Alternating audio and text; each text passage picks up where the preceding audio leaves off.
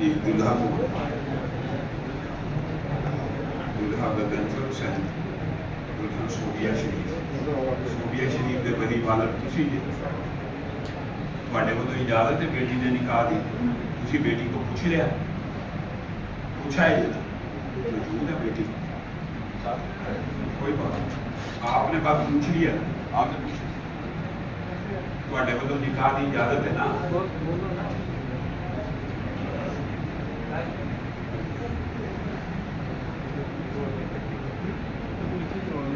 ماشاءاللہ مہر کے اندر لکھا ہوا ہے صرف 50,000 روپے معجل اور ساتھ میں پورا قرآن مجید سنانا ہے ماشاءاللہ ناظرہ ان الحمد للہ نحمده ونستعینه ونستغفره ونؤمن به ونتوکل علیہ ونعوذ باللہ من شرور انفسنا ومن سیئات اعمالنا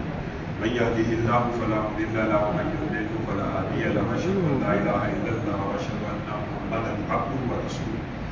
اما بعد فان خير الحديث كتاب الله وخير الهدي هدي محمد صلى الله عليه وسلم وشر الامور محدثاتها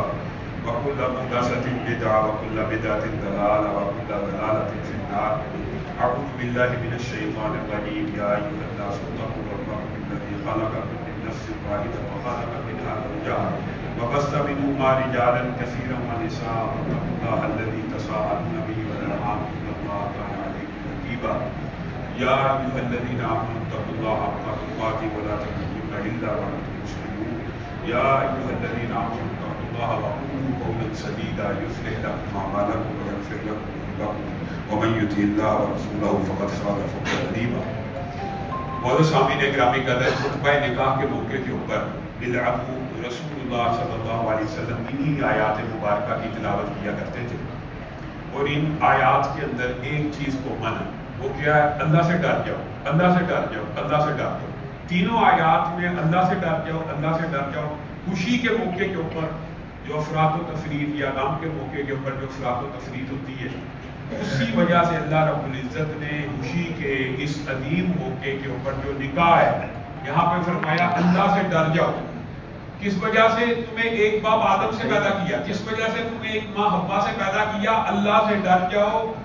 بیٹے والا یا بیٹی والے کسی غلط فہمی کا شکار نہ رہے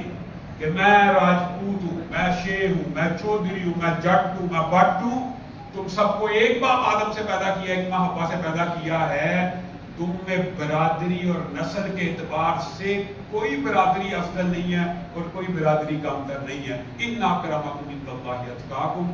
اللہ کے ہاں عزت اسی کی ہے جو تم میں سے زیادہ نیک ہے جو متقی زیادہ ہے اس کی زیادہ عزت ہوگی لیکن اگر کوئی سمجھے میں چودھری ہوں تو میری عزت زیادہ ہوگی میں بٹ ہوں تو میری عزت زیادہ ہوگی میں جٹ ہوں تو میری عزت زیادہ ہوگی تو یا ایھا الناس اتقوا ربکم الذی خلقکم من نفس واحدہ ایک باپ آدم کے بیٹے ہو سب آدم ہی کے بیٹے ہیں کسی کو کسی کے اوپر کوئی فضیلت نہیں پھر کہا قولوا قولا سدیدا بات سیدھی اور سچی کرو نکاح کے موقع کے اوپر بچی کی عمر نہ چھپاؤ بیٹے کی کمائی نہ چھپاؤ چند دن کی بات ہے بیٹی کی عمر بھی کھل جانی ہے بیٹے کی کمائی بھی کھل جانی ہے قولوا قولا سدیدا سچ بولو گے اللہ تعالیٰ برکتوں کا نزول فرما دے گا اللہ سے ڈر جاؤ نکاح میں کم تکلف کرو صحیح حدیث کے الفاظ ہیں سب سے بہترین نکاح ہوا جس میں سب سے کم تکلف ہو ہم چاہتے ہیں بیٹیاں آباد ہو جائیں اللہ ہم سب کی بیٹیاں آباد ہم چاہتے ہیں آباد ہوں اور تکلف اتنا ہے 20-20 لاکھ کا حال ہے 20-20 لاکھ کے شادی حال ہے رسول اللہ فرما رہے ہیں بہترین نکاح ہوا ہے جس میں سب سے کم تکلف ہو سب سے زیادہ برکت اس نکاح میں ہے جس میں سب سے کم تکلف ہو اور نکاح کو مسجد میں کرنے کی غرض و غایت صرف اس حدیث کے اوپر عمل کرنا ہوتی ہے کہ مسجد کے نکاح میں کوئی تکلف کرنا بھی چاہے کیا کر لے گا مٹھائی بانٹ دے گا بوتل بانٹ دے گا اور کیا کر سکتا ہے تو سب سے کم ماشاءاللہ اور نکاح کرنے کے اسباب میں سے بہت سے سبب ہوتے ہیں حسب و نسب مال و دولت کنبہ برادری لیکن رسول اللہ صلی اللہ علیہ وسلم نے کہا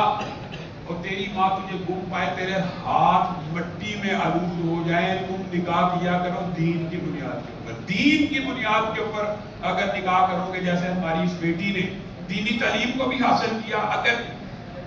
دونوں طرف یہ بات ہے آپ نے اپنے بیٹے کا رشتہ ڈھونڈنا ہے تو دین کو ترجیح دے بیٹی کا رشتہ ڈھونڈنا ہے تو دین کو ترجیح دے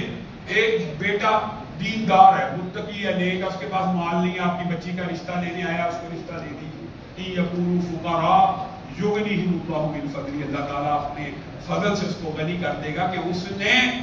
دین کی بنیاد کے اوپر رشتہ مانگا. تو دین ایک وجہ ہے جس کی بنیاد کے اوپر. جب یہ کنبہ قبیلہ مارنے وجود میں آتا ہے تو اس آیت میں یہ ہے کہ اللہ سے ڈر جاؤ. اور یہ جو نیا کنبہ اور قبیلہ مارنے وجود میں آ رہا ہے، اس کو موت تک اسلام کے اوپر برقرار رکھنا اب ہمارے بیٹے اور بیٹی کی ذمہ داری ہے. ایک نیا گھرانہ وجود میں آ رہا ہے. اور رسول اللہ صلی اللہ علیہ وسلم کی ایک حدیث ایسی بھی ہے، اگرچہ اس کی سند میں کچھ ضعف موجود ہے، کہ نکاح نصف دین کو مکمل کر دیتا ہے، نصف دین کو. اسی لیے کہ نبی نے اس کے لیے 10 برس جیل کاٹی ہے زنا سے بچنے کے لیے، اور ایک نبی موسیٰ نے 10 برس اس کا مہر مقرر کیا. تو میں اپنے بھائی غضنفر حسین صاحب سے پوچھتا ہوں کہ میں آپ کا نکاح صوبیہ شریف بنت محمد شریف سے کرتا ہوں، جو ان کے والد کی طرف سے اجازت ہے، روبرو گواہان کے باعوض حق مہر 50,000 اور پورا قرآن مجید سنانا ہے. کہ آپ کو قبول ہے؟ ایک بات کی وضاحت کرتا چلوں، ہمارے معاشرے میں بڑے صغیر میں غلط العام ہے. ایک تو یہ کہ جب بچی سے اجازت لینی ہوتی ہے تو نکاح ہاں اٹھتا ہے، مولوی صاحب اٹھتے ہیں اور کہتے ہیں میں بچی سے پوچھ کے آؤں گا. بچی کا مولوی کے ساتھ کوئی محرم کا رشتہ نہیں ہے، اور نہ ہی بچی کا مولوی کے سامنے بے پرد ہونا نکاح کے موقع کے اوپر جائز اور درست ہے. یہ ولی بچی کا موجود ہے، اس کی اجازت سے نکاح ہے، روبرو گواہان ہو رہا ہے، اس کا بیٹی سے پوچھ لینا کافی ہے اسلام میں. یہ بات سمجھے. مولوی صاحب اٹھتے ہیں شادی کے دن میں، وہ بیٹیاں جنہوں نے